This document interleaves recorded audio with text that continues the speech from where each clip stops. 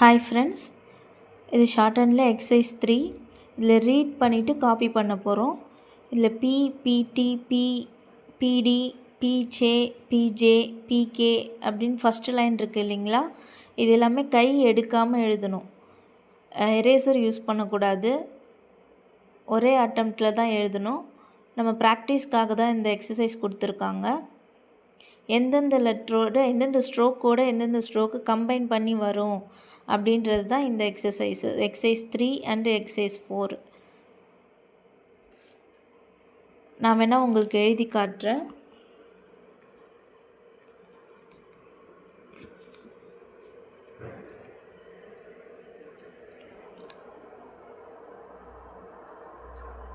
B D B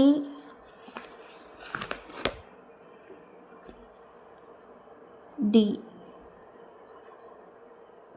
B சே பி J J dark shade use பண்ணியிருக்கேன் இல்லைங்க. சே வந்து லைட் ஷேடு.